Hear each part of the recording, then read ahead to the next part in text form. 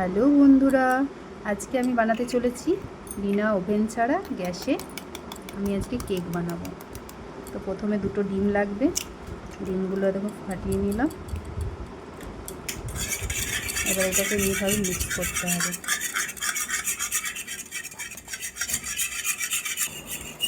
এই যে ভালোভাবে এমনি করে ঘেটে যাবে।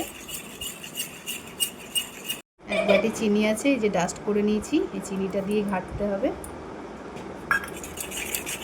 ভালো করে মিক্স করবে তোমরা কিন্তু।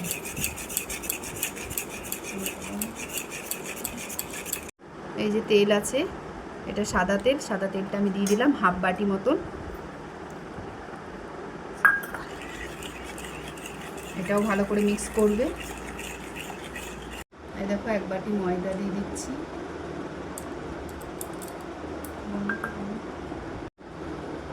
এই যে আমুল দুধ নিলাম হাফ বাটির মতন দিয়ে দিলাম।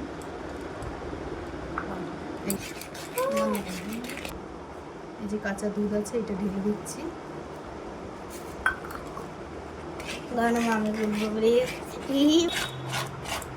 দেখো এইভাবে ঘেটে ঘেটে এই যে এইরকমভাবে একটা টো তৈরি করবে। যখন দেখবে যে এরকম হয়ে গেছে তখন জানবে যে হয়ে গেছে। এবার আমি এটাতে একটা ইনো দিয়ে দিচ্ছি।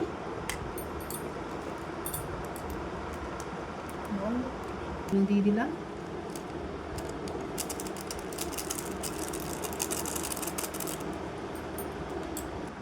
এই দেখো অরেঞ্জ ফ্লেভারের এটা দিয়ে দিচ্ছি আমি 1 চামচ। এই যে ফ্লেভারটা 1 চামচ দিয়ে দিলাম। এই ফ্লেভারটা দিলে খেতে খুব সুন্দর লাগে, কেক কেক গন্ধ ওঠে। করো। এই যে বাটিতে তেল নিয়ে তেল ব্রাশ করে দিলাম। এই যে একটা কাগজ দিয়ে দিলাম।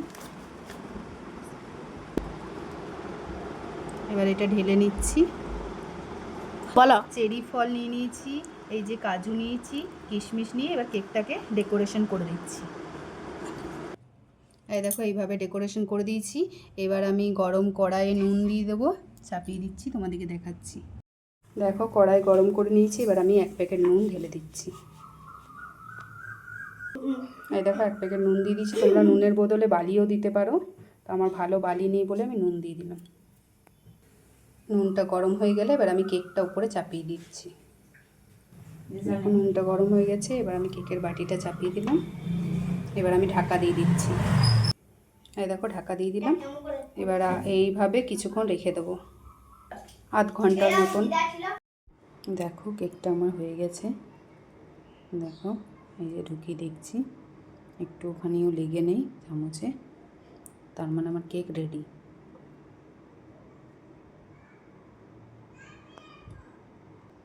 দেখো কেকটা কতটা ফুলে উঠেছে না। এবার এটা আমি বার করে নেব।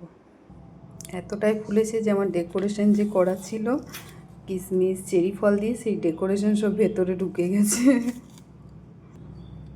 দেখো খুব সফট হয়েছে কেকটা, কেটে যাচ্ছে।